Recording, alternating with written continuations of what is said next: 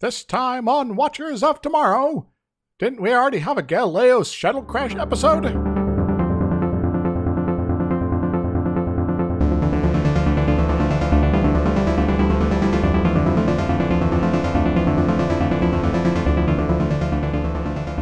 Hello everyone, welcome to Watchers of Tomorrow, the sci-fi critique, not exactly review show. I am joined as always by my friend and co-host Dr. Izix. Hi. I am Gepwin. I think I forgot to say that this time. Hi, Gepwin. So can we go back and just rewatch Gattaca for this one instead? Yeah, I think so. So in this episode, genetic augmentation is common, and and suddenly Kirk's there. Wait, what? No. And all of a sudden Kirk comes in and is like, why is everybody genetically augmented? I have so much respect for them. Damn it, Kirk, stop being awful.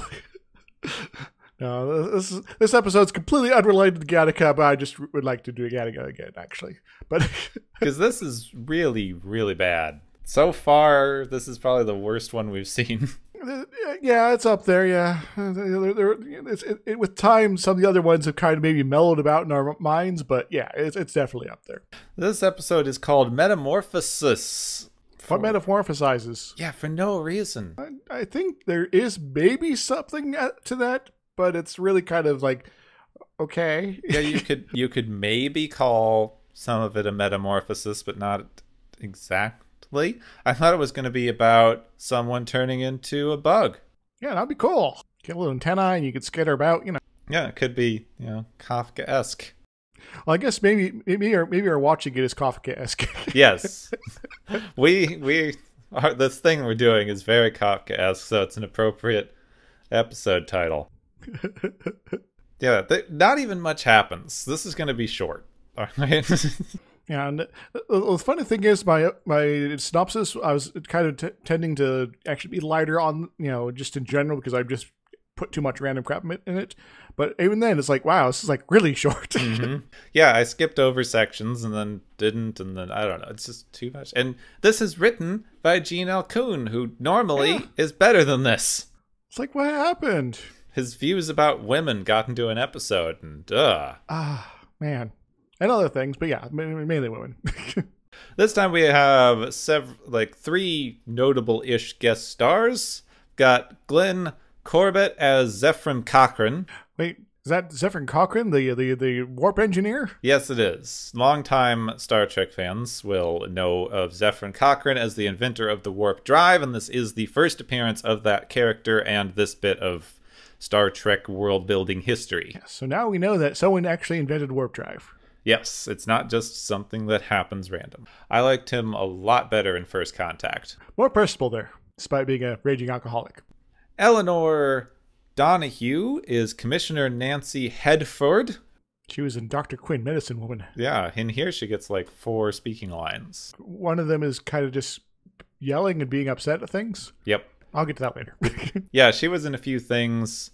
Corbett was also in a few things, just bit parts on everything. I don't think he headlined much. I don't think she headlined much. They were around. Doing random stuff, We also have Elizabeth Rogers, which is the second time we've seen her come up. She played the lieutenant who randomly replaced Uhura for a single episode. She is the voice of the companion. The companion? The companion. The companion. Sounds like it should be an app. We're procrastinating. Yes. Wasn't obvious. All right, we should probably get on to this. Yes. Kirk, Spock, and McCoy are on a shuttlecraft transporting Commissioner Nancy Hedford, who was negotiating on some alien planets to prevent a war. Yeah, so it seems like important stuff. There's a whole war going on, and they're trying to just prevent it, and everyone's going to die. So tense stakes here. At some point, she contracted a very deadly disease that is super, super rare, and they have to get her to the Enterprise in order to heal her so she can get back to her war negotiations. Whoops. Why isn't the Enterprise, at the planet then? No idea. But anyway, super important. It's stakes. She's sick. We've got a ticking clock going. So far, not a bad setup. Yeah. And they're going to be hooking up with the Enterprise in about 4 hours or so. But she is insufferable and complains about how they didn't inoculate her properly and she needs to get back on her job. She just complains the entire time. It's a very poorly written character. She kind of comes off as a spoiled aristocrat sort of vibe to her. Yeah, a little bit. Whilst she complains, an unknown energy thingy-mabob reroutes the shuttlecraft and forces them to land in an unknown planetoid. Oh no, a swirly thing attacks. Very conveniently, wherever they landed has breathable air and Earth-like gravity, so they jump out and decide to explore around. Also, ladies, stay here. They find that the shuttlecraft is actually in perfect working order, it's just not working. Everything works, but nothing's broken. Scratch that, reverse it. No, it doesn't work. McCoy detects some kind of strange gaseous something, but before they have time to investigate, a man appears, awkwardly running towards them, occasionally pausing to shout hello and wave. Yeah, and clearly this guy farted, and that's what McCoy picked up. That's why he's running towards them and away from whatever That's it was. what they mean when they say we've detected life signs. Yes. Highbrow comedy. The man introduces himself as Cochrane, and he seems very surprised to see other people, especially a woman who he describes as like food to a starving man. All of you. Yeah, he's like, oh yeah, all of you, not just the lady I was just eyeing up here. It's just extra creepy. He's just staring at her. It's like, you're like food to a starving man. All of you are. It's like, oh, are we? I didn't know we were that progressive, but okay. Okay then. Okay, you're obviously creeping on her, but are you creeping on all of us too? We're confused now. Kirk is not having this and demands answers to what in the world is going on. Why are they crashed? Why there's a random dude here? But Cochrane does not want to reveal anything until they go to his nearby home. Yes, come to my cabin in the woods, folks. I have cookies for you. Cochrane goes to the house and then explains that he crash landed on this planet several years ago and has been here ever since. He is initially very evasive about any other questions or details, but eventually Kirk just yells him down, at which point he reveals basically everything, including the existence of something called the Companion. Yeah, there's some back and forth, and there's, it's like, oh, there's a weird glowy thing outside. What's up with that? And he's like, oh, yeah, there's this thing, I guess. Just tell us what's up, guy. Come on. So, in fact, Cochrane did not crash randomly. He is revealed to be the now famous Zefram Cochrane, inventor of warp drive. Well, just warp, apparently, not warp drive. They don't say drive at any point. He disappeared about 100 or so years ago. So he looks pretty young for 150-some years old. I guess we also find out he's like 80-something at the time, so he's over 200 now. Yep. As an old man, he decided that he would like to die in space. But instead of this, his ship was found by the Companion who brought him to this planet, where he was rejuvenated and has been provided for ever since. Functional immortality, okay. Until very recently, when he apparently got really lonely, he told the Companion that he needed to be with other humans in the hopes that this would let him go, but instead, it brought Kirk and the others here. This kind of reminds me of the previous episode we covered. Yeah, a little bit. It's like, yes, well, I need some people here to help out with the things. Go kidnap some people for me, please. This understandably upsets Hedford, who freaks out a little bit and lies down because of her illness, and if they don't get her back soon, she's going to definitely die. Yeah, she, there's sort of hitting that, it's like, oh, if she starts having a fever, and then she starts having a fever, that means it's the final stages. They need to get, the ticking clock is coming up and all that, and so yeah, this is, bad signs for her. She's gonna die. We're gonna have a war, which we may or may not care about. Yeah, let's get back to that war later. Kirk sends Spock back to the shuttle to find some way to fight the Companion, and requests Cochrane help them escape, which he is on board with because he's bored of being immortal. Like, well, I guess I can leave this planet where I don't have to worry about anything. Okay. Spock encounters the Companion while working on the shuttlecraft, and he touches it. They need to stop touching things. I'm gonna put my hand in you and let's see what's happening. Because oh god, I'm being electrocuted. Yes, this shocks him, and he is now unconscious. Well, Spock's dead. Just why do they all have to touch everything? You're on alien planet. Stop touching stuff. In fact, you guys just should go out in spacesuits, even if it is an Earth-like atmosphere. You probably should, yeah. They make fun of that in Stargate, I remember. Back at the house, Kirk has the idea that maybe this Companion is capable of curing the Commissioner because it was able to de-age Cochrane.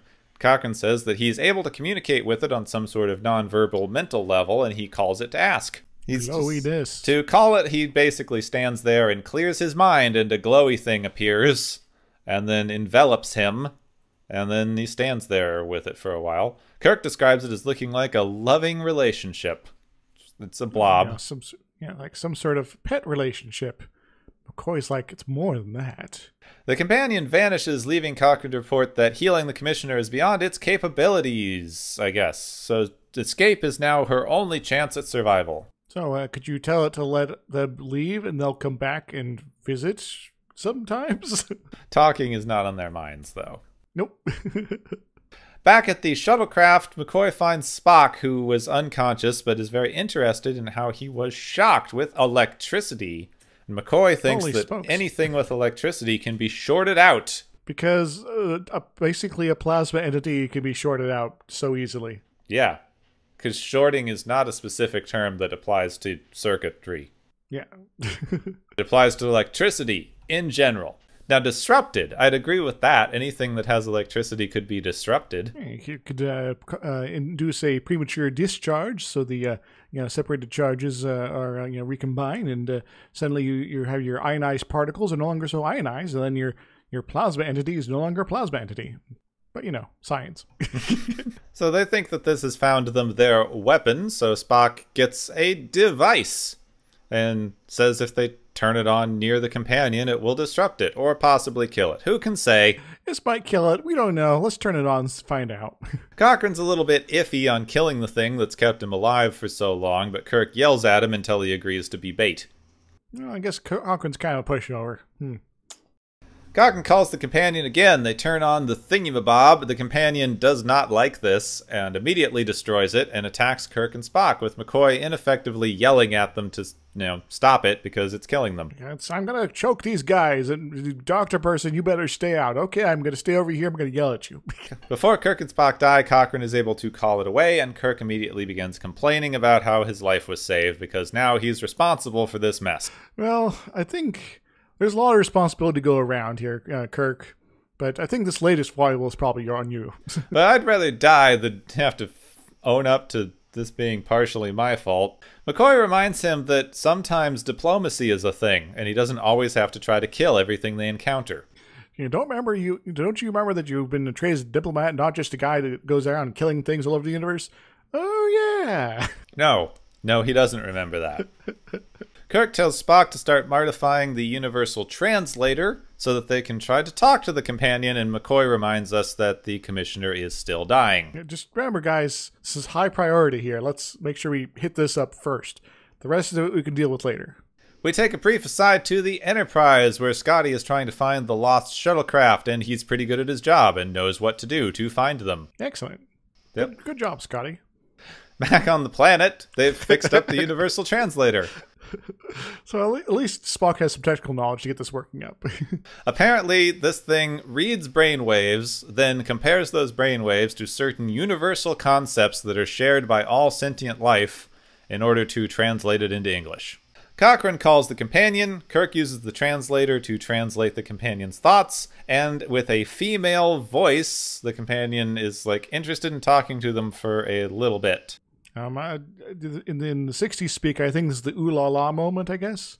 Because of the female voice, the crew concludes that the companion is in fact in love with Cochrane. Because there can't be platonic relations between ladies and men. Nope. They try and convince the companion that it is wrong to keep them there, but she refuses to understand, mostly because Kirk is very bad at explaining why it's wrong to keep them there. Keeps going on about how they need freedom and challenge to survive. Kirk, you're on your establishment kick again. Try anything else for once. But capitalism. But I can take care of all of your needs and wants for free. But capitalism. We're gonna try to zap you again. That's not going to work. I don't care anymore. Capitalism. Cochrane asks why they used a female voice for the translator, and Kirk says we didn't. Male and female are universal constants. So about that.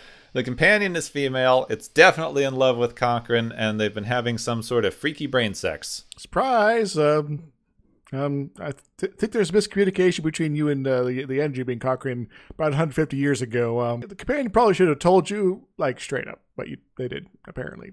Now the crew is, all okay with this. They're like, oh, now it's sweet. And Cochrane sells them all degenerates. It's like, what's wrong with you in the future? Everyone's just dating energy beings, I guess. I'm an old-fashioned guy who dates non-energy beings. Well, if people are interested in energy beings, they're interested in energy beings. If they're not, they're not. You don't have to be freaked out by people's preferences, Cochrane. Come on. Also, Hedford is still dying, and she's never known love. That's super important right now. Yep, it's very important. We had to spend 10 minutes on it. With the sort of the glowy camera effects and all that to, frame her as this, a sorrowful, suffering woman on her dying day. The Enterprise has now found the asteroid field where the shuttlecraft probably is, but they can't find the shuttlecraft without scanning each of 1,000 or so asteroids individually. So it's going to be a bit. Oh, it's more than 1,000. It's 7,000. Yeah. Yes. But some... Yeah. See, they narrowed it down earlier, and then they unnarrowed it down at the end. So I'm not clear on how that worked. Numbers. They're good at them. There's 7,000 asteroids. There's 1,000 of them that could support life. Well, we have to scan all 7,000. But you just... never mind. Fine. But 30% is 7,000, which is also 7,000. Kirk is talking to the companion again. This time he decides to question it about loving Cochrane. And can she really love him because she's not human? Apparently only humans can love each other, even though gender is an absolute universal constant. Isn't that weird, guys? It's it's completely non-consistent here. The companion gets sad about it and then disappears. And they're like, oh, it didn't work. And then Commissioner Hedford appears in the doorway. And she's no longer all sweaty. Yep, she's now healed because the companion merged with her to become human. But don't worry, she's still in there and is okay with this, I guess. And she has a spooky voice now, too. Yep. And she was going to die anyway, so don't worry about it. Yeah, so it's like the companion, kept them from leaving so she could get healed and then just took over her body. Yeah. Basically like that. I don't think I like this companion's set of ethics here, just personally. They seem a little off. Now that the companion looks human, Cochrane is way less troubled by it. Okay, I'm okay with the boning now. Yes. This is a degenerate relationship I can get behind. Hooray! He in fact gets all excited about taking her away and showing her the galaxy, and now they're both human and we can be together, hooray! But she reveals that, nope, still not that human because this planet is literally keeping me alive and I can't leave. So what you're saying is if we were to, say, take you away from this planet, the companion energy being might be forced to, I don't know, leave this lady's body or something like that. Is that what you're saying here, or is this something else? Yeah, now that she is, cured. Yeah. But Cochrane decides that he's now in love with her or something, I guess, and they're both going to stay on this planet alone forever. Yep, just randomly using the lady that was just kind of there as a vessel for your relationship here, guy. Yeah, it's the first woman he's seen in 150 years, so... Man. So, how about that war?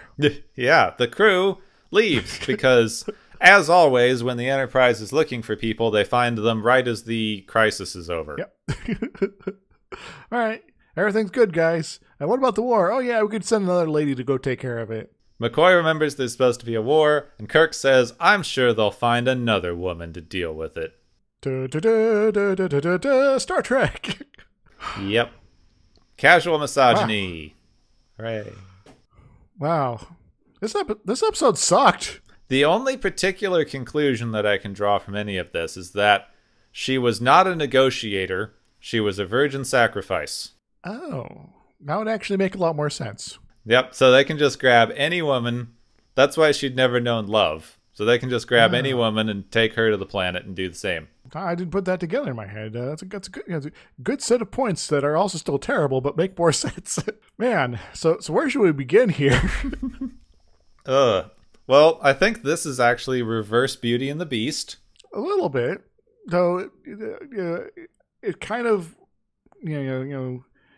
also has questions of he doesn't know that he's in a relationship with this energy being. Well, he's kidnapped and it's obsessed with him and has to get true love, and then everything's fine. Yeah, I guess that narrowing it down to that, it very much does follow Beauty and the Beast. Tale as old as time. Energy beings in your head. We should do a musical episode sometime. Probably, yeah. Might require a little more scripting though. Too bad Stargate never did a musical. It's true. We didn't get something that's kind of close either. So we could talk about how horrible kidnapping is, or we could talk about gender. We could talk about language. I'm honestly a little stuck on this episode. Let's start with language end of thing, because that one's probably the less kind of about it. Yeah. So the Universal Translator is stated explicitly to be reading people's brainwaves to get its little dealies, right? Yep. Which is also, brainwaves were a big thing at this time, but they basically mean bubkus. It's like, okay, it can kind of tell you something about the activity level, but that's kind of about it. There's some amount of electromagnetic radiation coming off of your brain. That is all we can say. If you were to sort of get a fine-tuned sort of full map of the space coming around your head, you might be able to get even a little bit more of like a map of what things are going on where, but that's kind of about it. Anyway, apparently we can use that in the future to completely figure out your thought processes to ferret out the nature of language on communication that way, which kind of begs the question that if they have this universal translator that can do that, that's basically a mind reader device. Yeah. Yep. So it's in Star Trek, they can read your mind if they so choose. Maybe that's the trick then. Maybe in every Star Trek series, I got my sort of fan theory that each series is sort of actually being projected through a lens of is actually retelling of what actually happened in universe, right? So this is anytime from this point forward in Star Trek, no one is actually using their mouth.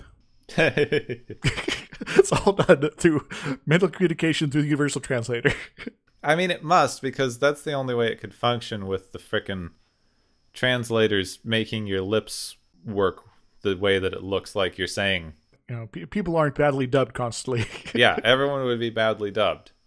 There's in fact a few circumstances where they have the Universal Translator not work for a while, and then as soon as the person starts moving their mouth like they're speaking English, it's working. It's like, oh, maybe I should just move my mouth as I was speaking English in the first place. Yeah. Why didn't I but it made it work automatically. But there is a somewhat interesting point in here with so they say there's certain universal concepts with language in sentient beings, and there's actually been a decent amount of research on humans, obviously, because we are the only things we consider sentient at the minute. There's some argument about that, but yeah, well, we could talk about dolphins later. But it does seem like there are some sort of universal concepts in language generally, probably just based on the fact that we are all kind of geared to pick up language, and that our brains are going to tend to do it in a similar way. We could also mention things like the evolution of language here. That as far as the languages like English and a lot of stuff from Europe, it's sort of has common roots that sort of tie back to Proto-Indo-European sort of stuff, and other language families are similar. And there's even been hypothesized that there was sort of a proto-world language potentially, though the proof of that is very, very, very sketchy. And it's sort of a very much comes back to those very, very simple things that exist in pretty much any language, probably by necessity, as opposed to, that's actually just something that was just in that first language. Well, it would be impossible to figure out, but it basically depends on whether language developed before humans started spreading out outside of Africa or not. Exactly. Because if it started forming when everyone still lived relatively close together and was interacting on a single continent, it's likely that there was at least a very similar language. Or a language continuum of some sort. But as far as the fundamental basics of language go, there was this very interesting study I remember from a while ago where they showed people pictures of made-up plants. Like, I think it was very simple line drawings, like here's a purple plant with green spots or something. But basically alien plants that they just made up. They didn't look anything like real plants at all. Well, that's a nyctophern. Don't you know that? No. Oh. But that's basically what they did, is they gave people a picture of the plant, and they gave them several words of what the plant could be called. And everyone had to pick one of these words. And then afterward, they had to make up a name for the plant themselves. And then they took the name that someone made up, and they put that in the next round for the next person. And more often than not, people would pick the name for the plant that someone had made up previously until it kind of eventually got to, even with nobody really talking to each other, people tended to associate the same word with the same plant. It's kind of ingenious there. Yeah, so just the way that we think about language seems to be similar enough that you can sort of recognize a word that someone made up for an object. Now, my question about that study then is, were all the participants native English speakers or all the same language? I don't know, but probably. This seems to be a particular blind spot we have in social science that people have talked about as we usually study college kids from America. In fact, I've been studying for those things. The studies I participated in were either things which like, here, fill out some forms, or here's a very simple sort of setup, and we're trying to sort of gauge your direct, sort of more adjacent reactions in a certain situation as opposed to what you're actually doing. So. Are you? Because they always say it's a memory study and then do something else on you. Well, the one I had was a pick which one of these two images has more of something than the other. And of course, the trick is they're equal on both, but there's just so much data there, you don't only have a certain amount of time in order to make an answer. That you're not going to pick up sort of on that trick, because it's all over and done within just a couple minutes. It's trying to gauge your reactions to other stimulus that is happening simultaneously, in the situation, whatever it may be, to sort of see if there's any sort of bias on the results that is being provided to you through that external, input. So they just want to trick you. Go, ha, tricked you. Kind of. Seems to be a lot of psychological research. Well, this particular study is sort of like, were they able to trick me or not? Was kind of the question. But anyway, back to languages. As far as this kind of translator thingy goes, I think it's an interesting thing that they say there's certain universal concepts in sentient life, because we basically get to define what sentient life is, as we consider ourselves to be the only sentient life form. So anything that we considered to be sentient life would probably have to think very, very similarly to us. Yeah, sufficiently similarly that we could communicate in some fashion. So it sort of becomes a chicken egg problem then, where it's like, okay, we're going to say that you are this, and we do this because of the language that we use, and therefore we say that things that are sentient are going to have these things in their language. Yep. Which is why we don't consider, like you mentioned dolphins, that there's also some evidence for maybe some kinds of parrots or corvids or other bird species, or even some fish possibly have passed the self-aware mirror exam.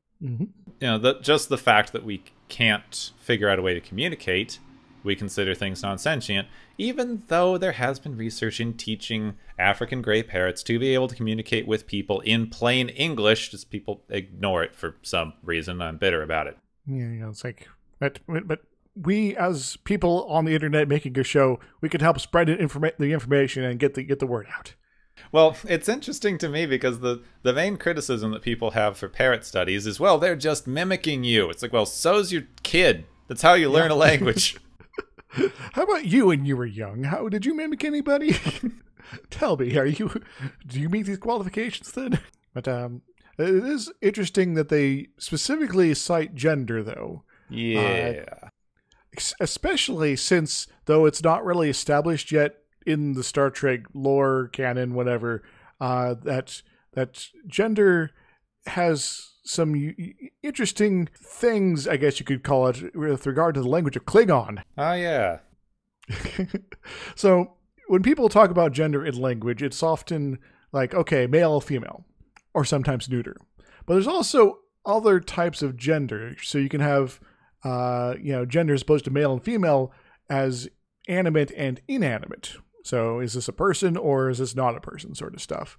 Is this an animal or not? Something doesn't move on its own. And that is also considered a type of gender. But then you got in Star Trek, Klingon, which, as far as its development is maybe not even started this phase in the general canon, it has effectively three genders. Basically they go as like people. So people that can like yell at you and fight you and things like that. Body parts and everything else. Yes. Klingon has a gender for body parts. No, it's interesting because we use gender to like when we talk about language, like for English speakers, not as much because English is doesn't have that concept. Yeah, we got the thing, the various tags and things like that to identify gender when you're talking about someone specific, but not like gendered words. Like, what gender is hairbrush? We don't got that in English, so Gendered words are still like slightly different than gender as we define it amongst people. yes, exactly. But apparently, this episode doesn't quite get that. No. Well, they say that male and female are universal constants, which is very silly. I should have done some research on various life forms on Earth that have no gender. Anyway. Well, there's like snails and yes, parthenogenic lizards. And I think we already had in the previous episode a few of those items cited. Anyway.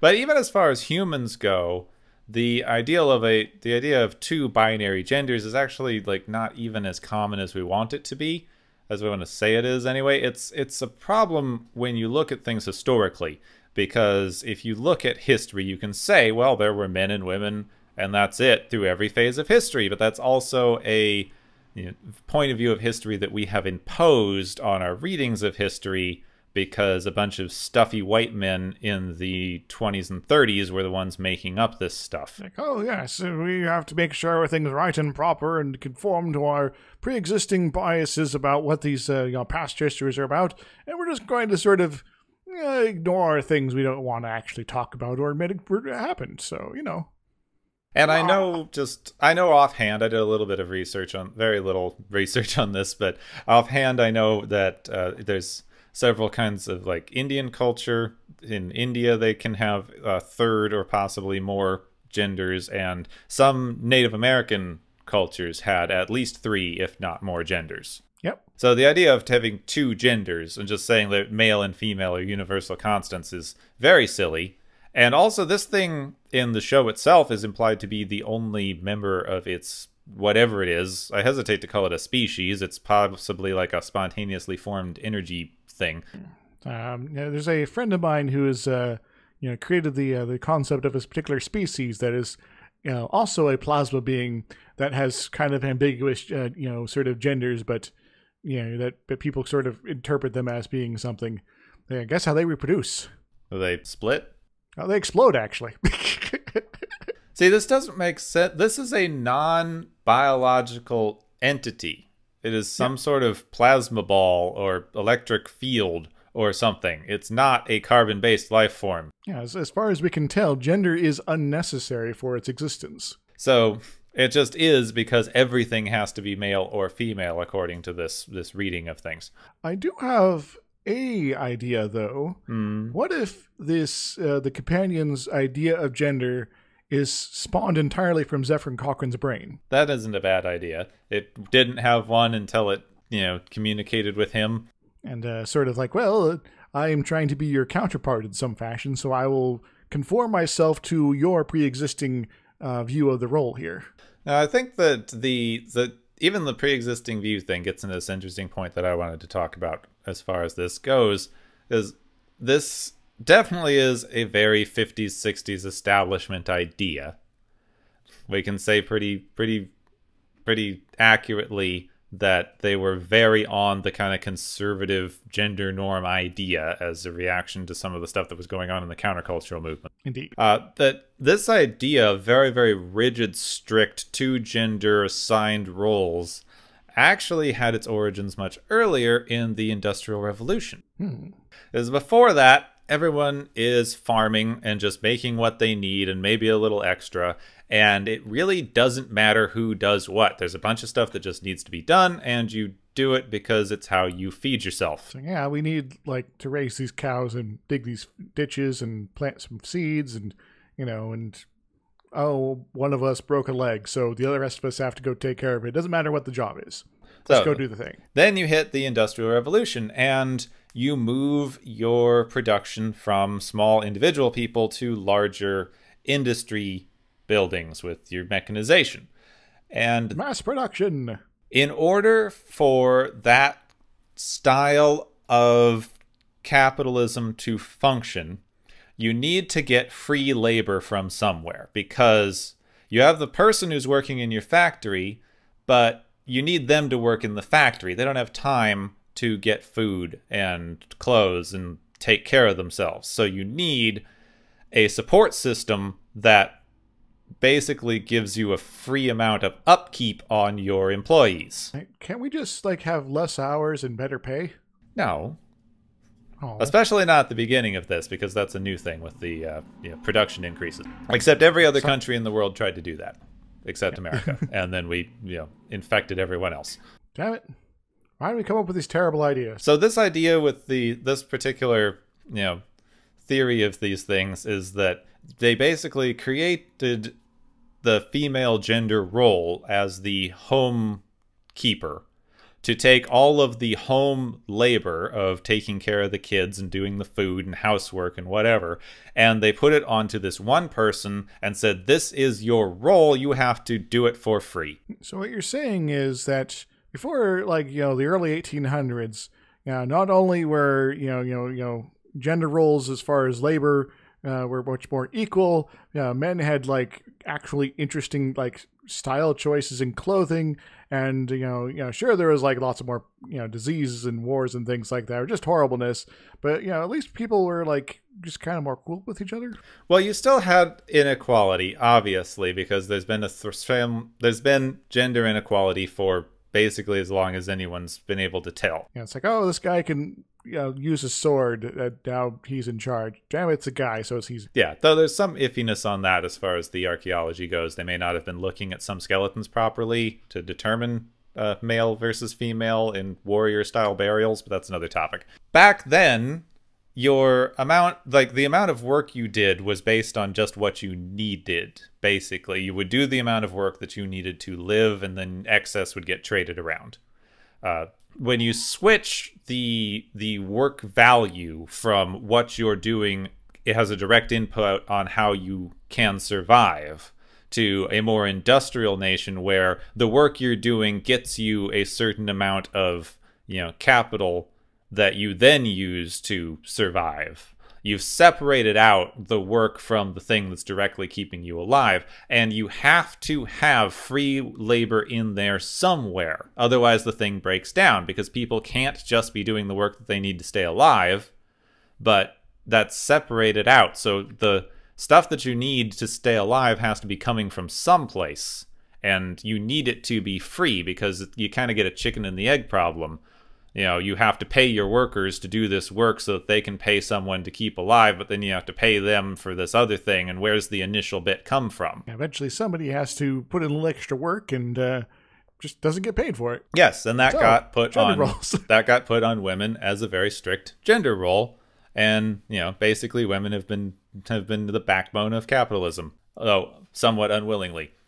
Yeah, so any sort of questions to this, this particular hegemony is going to be, very resisted from the powers that be then. And we do need to mention that this was sort of more in what you would call the middle classes now, even though that didn't particularly exist at the time period when this was all forming. Anyone who was poor enough, yes, women still had to work in factories, because if you're poor enough, you get exploited no matter what. Just someone in the relationship, if not everybody, just doesn't sleep as much. Which is how you get these... And also some of it was just very, very poor, unmarried women would have to, work in the usually textile industry until they got married, and then in a lot of cases it was illegal for them to have jobs. So now you've gone from being your sole breadwinner and kind of toiling under the oppression of your boss, you now are not getting paid at all and having to do all this extra labor. Yeah, I mean, you were probably bringing extra money into the family. That was then, the excuse was that then your dad had to pay the dowry system, which is a whole other thing. Thankfully, that's fallen out of favor. Excellent, yes.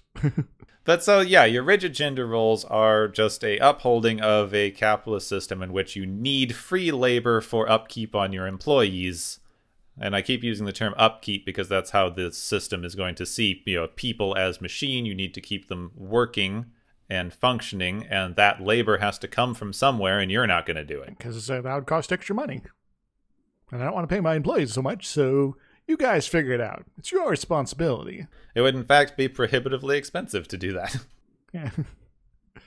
I need to still make, enough money to build 12 more factories this month, so, And that's where you get rigid gender roles and this whole the upkeep of the thing. And of course, extra genders, gender fluidity, or even the idea that there aren't just two genders that you have to adhere to very, very strictly, challenges that because you've built this whole system on one gender has to do all the work.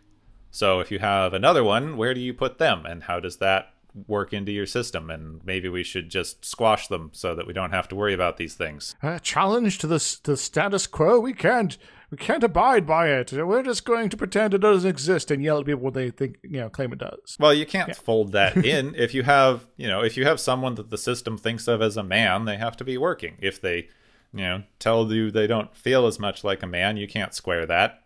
You can't have them go do the other thing, because then everyone could. If you can switch like that, why are women doing all the free work? Good question, isn't it? maybe they shouldn't. Maybe, but you can't have that. Where's your free labor going to come from? Well, how about we restructure society so that's not the issue? But we can't do anything like sensible here. We have to just sort of prevent the obvious from being obvious instead. This whole episode stinks. Yep. And it's not even based on this. I don't know what the point of this episode is. It's not even based on upholding gender roles. It's based on we can take over the body of a sick woman so that this guy doesn't have to worry about who he's boning. That's about it.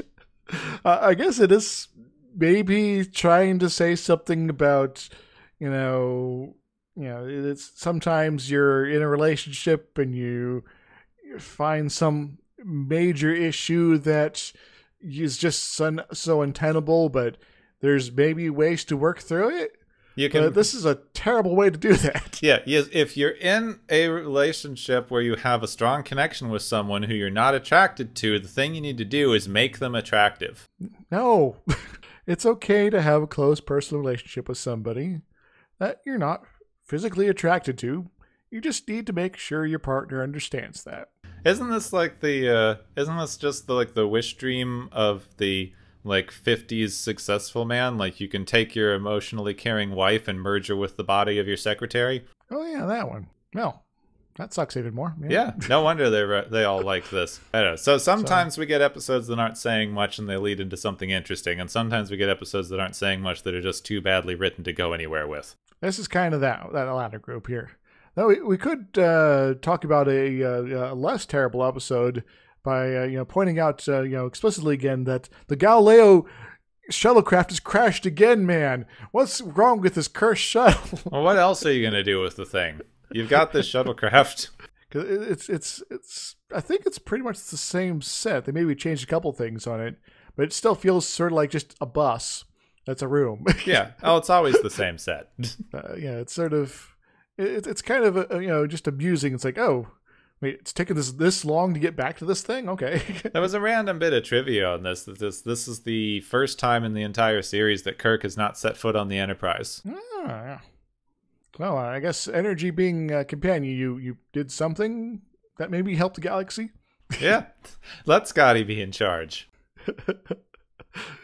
But Scotty, unfortunately, is in his interest of being the most useful crew member, is going to go find the captain. It's so sad because the scenes that they had on the Enterprise with Scotty just figuring out what to do were more entertaining than the rest of anything else. Yeah. Because there's something to be said for the kind of next generation genre of drama where it's competent people who are good at their jobs figuring out how to do their jobs. So, okay, so this is a puzzle and we're trying to figure out the puzzle and we need to sort of step through a series of questions and, figure out some answers in order to sort of, build up the greater picture there. And, we can show off some of our characters making mistakes in this, but also figuring out how to overcome those mistakes. Yeah, I feel like this is a genre that we have lost. Why can't we get this, please? It's like, the police procedural is sort of, a genre that's kind of still going strong even now.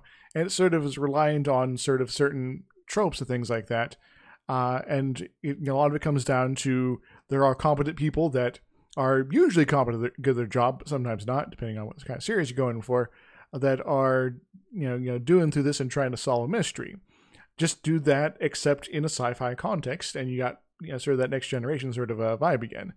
But it's not really a thing that happens too often anymore. Yeah, no one wants that anymore. You have to be dark and gritty and playing about more fist fights, ice or whatever they do on The Expanse. I don't know. Yeah. Yeah, The Expanse, though, I could give a little bit more leeway to because coming from a novelization adaptation sort of situation, there is still some of that is there are competent people. They're just maybe not necessarily working together. I might have to give that another try at some point. I couldn't make it through the first episode of that. Well, I'd say that it gets much more interesting over the long haul, but there are still points where like, what? I always hated that. So many people told me stuff like, Walking Dead gets good after the first 2 seasons. Like, why am I going to spend 10 hours watching this before it gets good? I think I found myself really enjoying The Expanse before the end of the first season, but there's still a few bits that are like, this is a little gory for me. So just a warning on that. All right. Maybe when I run out of other shows. All right. But I feel that we've strayed. A little bit. Because we're talking about The Expanse and not Star Trek. That usually means that it's time for the galaxy's favorite game show! Woo!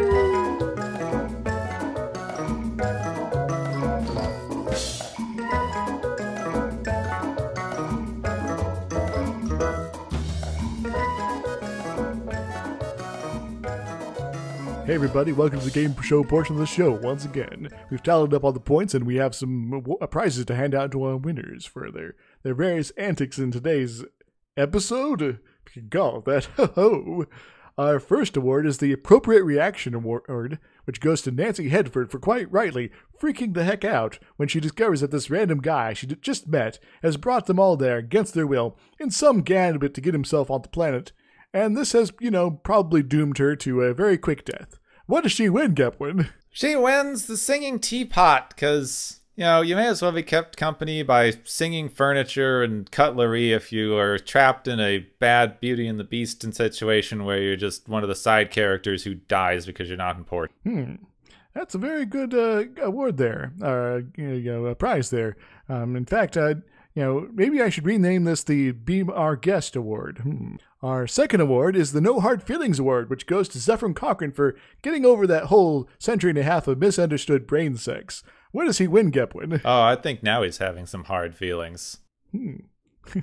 Cochrane wins, I don't know, whatever a brain condom would be. Practice safe brain sex. I think that'd be a tinfoil hat. Our third and final award for today is Kill First, Try Diplomacy Second, which goes to Kirk for jumping into the whole murder option first before even trying anything else. What does he win, Gepwin? Kirk gets to come to our time and be gifted an honorary position as a U.S. foreign policy advisor. I think that would suit him well, actually. Yes, unfortunately. Well, that's it for the what I got here. Take us away, Gepwin. Thank you all for joining us on this, the Galaxy's Best Game Show thingy. I'm messing up my outro already. Oh, well. Don't worry, it's all messed up today. It's all terrible. The whole thing's just terrible. You can all go die in an energy being or something. Gepwin, I think we deserve an award this week. Yes, for sitting through this. Yeah, the Infinite Suffering Award. And thank all of our guests for joining us on the Galaxy's favorite game show. Get us out of this segment.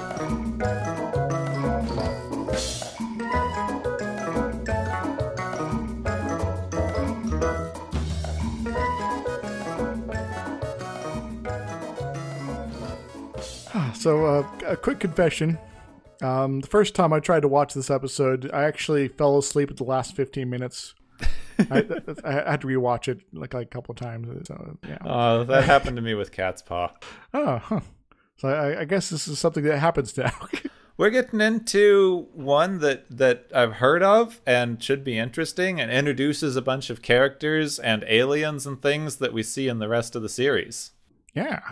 In fact, I think I may have seen this next one. As the next episode is Journey to Babel, which I haven't seen, but I think it's about the Enterprise carrying a bunch of ambassadors around. It's the first introduction of Spock's father as one of the ambassadors. So you get Sarek. It's the first introduction of the Tellarites, who show up occasionally.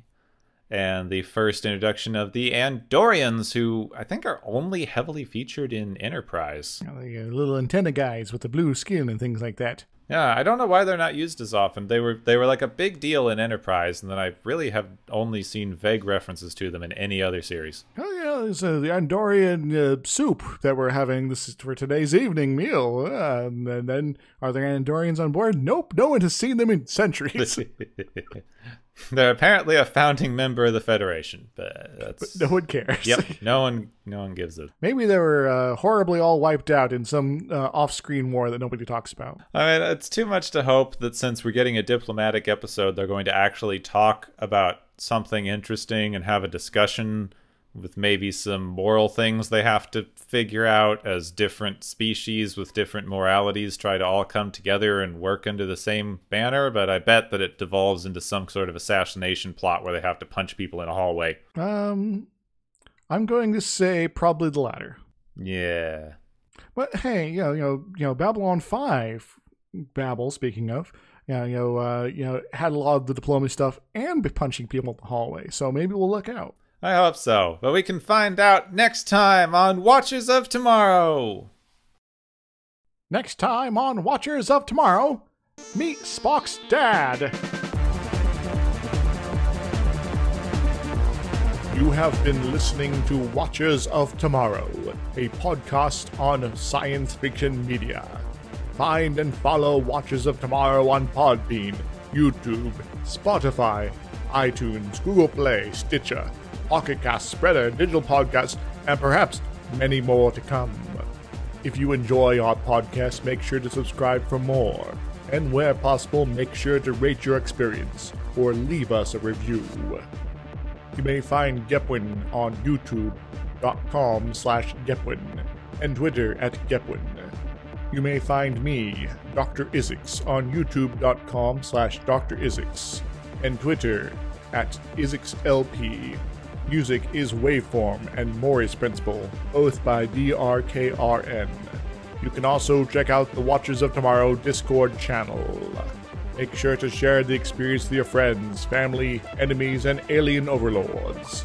If you feel you are suffering from transporter syndrome, please be aware that the next time you step off the transporter, that you, that is now, no longer exists.